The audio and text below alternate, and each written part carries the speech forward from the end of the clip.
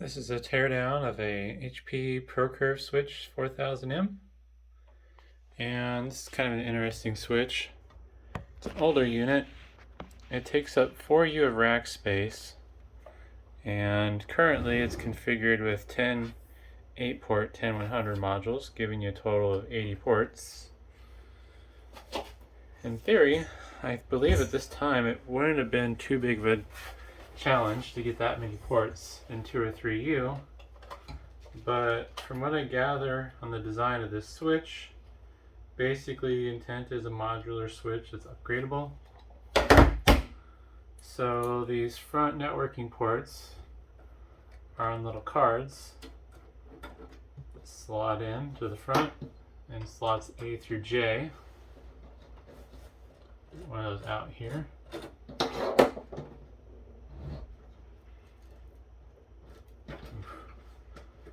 Might be trickier than I thought.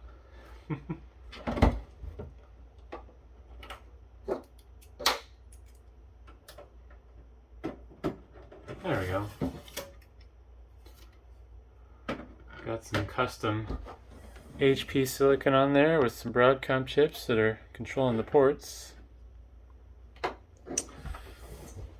I will try to pull out the other ones real quick.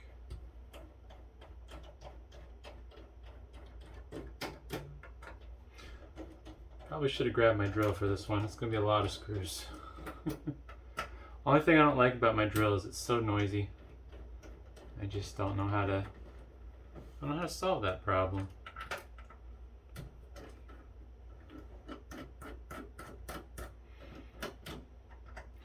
Once things start taking off with the YouTube channel and I can monetize, I might be willing to invest a little bit more in equipment. It's just right now this is kind of basically a hobby, since the only way I can monetize what I create is promote my business, which I don't do the best job of. If you do want to find my business details, I do have it on the About page when you go to my channel page.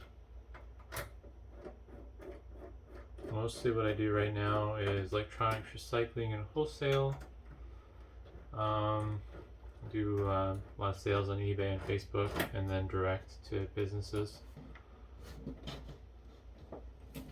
Although I guess I shouldn't really say a lot of sales on Facebook, considering. But I've been trying to grow my Facebook presence. I'll move this closer to the edge.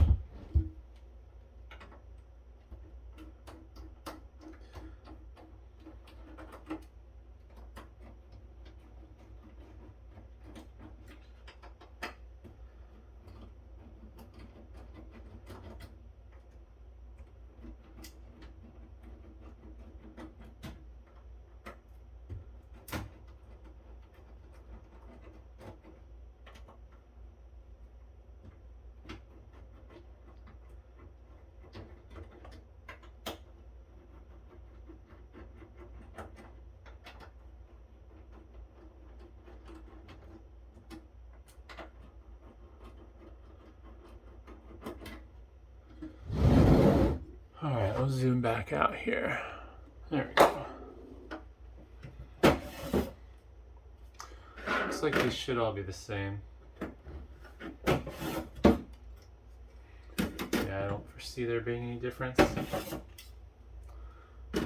And these will be a nice scrap item for me. Ouch. Always a sharp corner. Just gonna move these off to the side.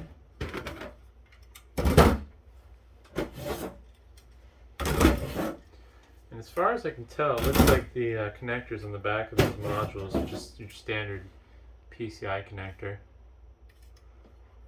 which is nice. It's a common part. They didn't do something special. I do believe these controller chips are probably something special, but that kind of makes sense. Here's the switch engine, and this should be the brains of the switch basically. Has an Intel i960 processor on it, which I think basically it was a modernized 486 if I remember right. I forget. And it looks like These all have the same. Oh no, this chip has a different number.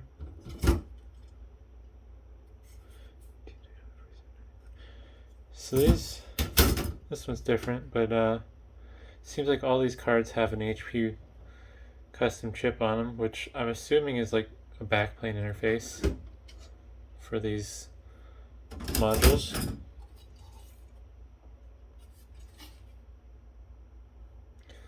Little ribbon cable there to connect to the front I/O, and then some internal indicator lights. That's interesting.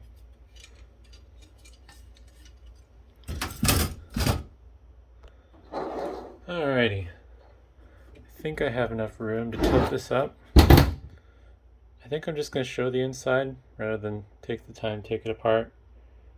It'll take a while to get to that. But yeah, this is the back plane. Looks like the main controller card uses a different connection there. I don't believe that's doesn't look the same as AGP, so yeah.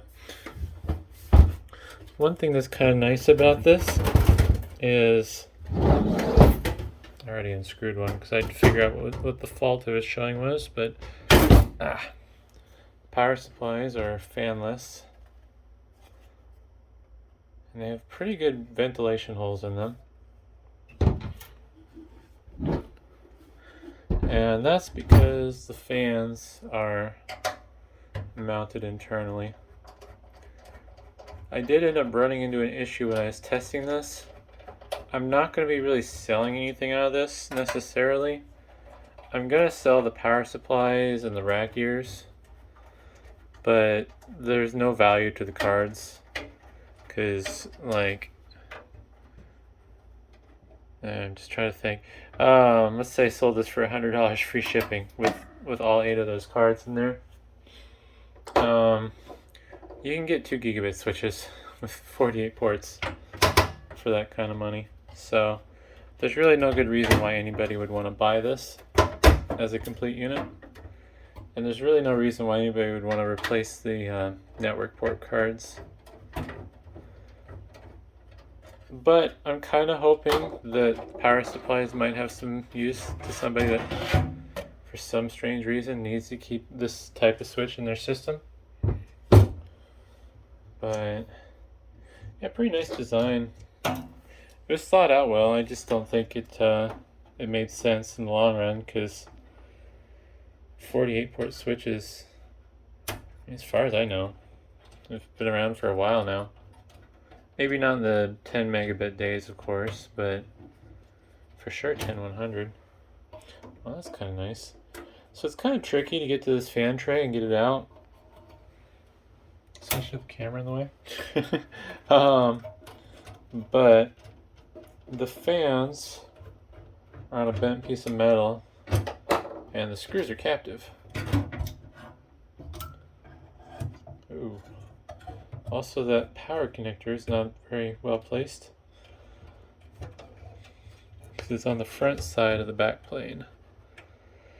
So that means ideally I would have tried to remove that first. But that does mean you would have had to remove quite a bit of stuff to get the fans out. And to my surprise, these fans have little connectors on them. Although it's the reverse of what you'd normally see. But yeah. So in theory, it would have been possible just to replace an individual fan. This fan here is bad. The other ones still spin. But yeah, this one is all gummed up. I'm guessing since this is older stuff, they probably still have the bearing exposed.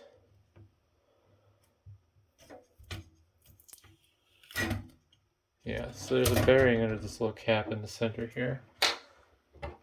At least it feels like it should be removable.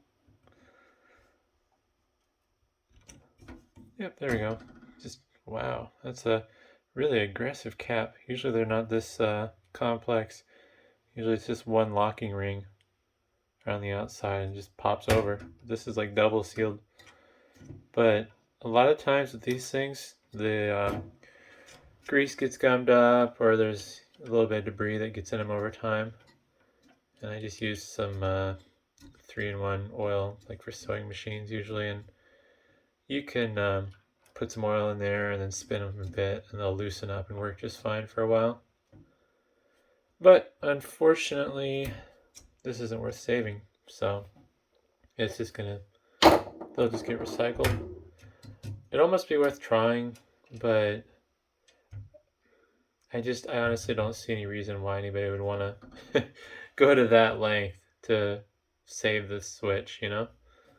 But hopefully that was interesting. Thanks for watching.